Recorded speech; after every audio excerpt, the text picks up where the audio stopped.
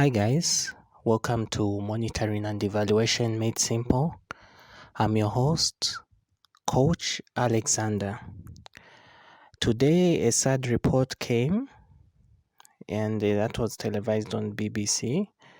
As you can see on that picture, it's a very sorry sight. There it says the death of Zimbabwean broadcaster Zororo Makamba, 30, is a tragic illustration that even the young can succumb to coronavirus. So you can see there that really coronavirus is dangerous.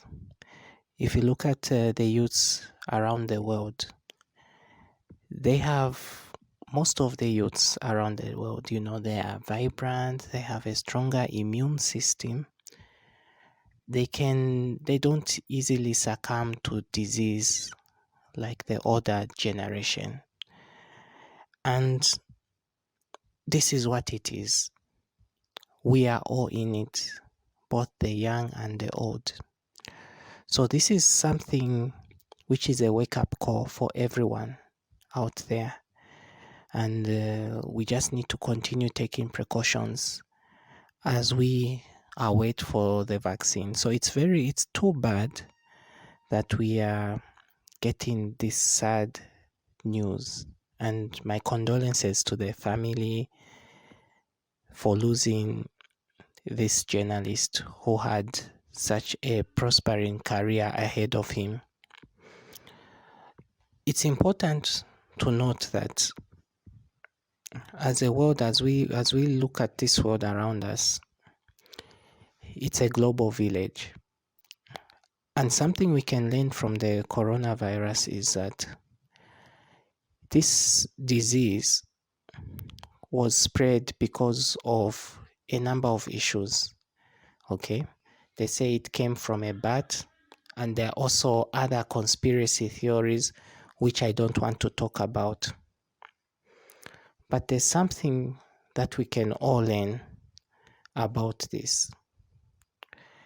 In a monitoring and evaluation perspective, I feel that more efforts should have been done in strengthening the surveillance systems of the health, surveillance systems of health and disease outbreak, disease pandemics.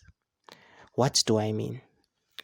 Well, if you look at the borders, if you look at the airports, that is where the disease spread. It's as simple as that. We all know that. So what should have been done is to strengthen those things. Secondly, I feel that the education system needs to change. Right now, the Italians are suffering. They are really, really suffering hard. They've been hit hard. There are so many videos on the internet. So what I've noticed is that doctors are being overwhelmed. Doctors are at risk of contracting the virus. In the past, you would have nations train their people in the military. Okay, of course they were doing that because they wanted to protect themselves from war and other enemies in the early days. But right now, if you come to think of it, we have a new enemy. We shouldn't waste all our resources on warfare. We should have peace with each other. And then most importantly, we should train everybody in medicine. Everyone should go through medicine training. Everyone should be trained to at least the basics of being a doctor, so that in the event of such outbreaks, we are ready, we are prepared. Because what we are seeing right now, one, the virus is spreading fast because people don't have that appreciation that we need to practice this hygiene practices in order to limit the spread. And doctors appreciate that more. And also, I want to believe that many of the doctors have an idea of how to treat themselves in this crisis, what medications to administer in this crisis. You see? So imagine if the whole population had that knowledge.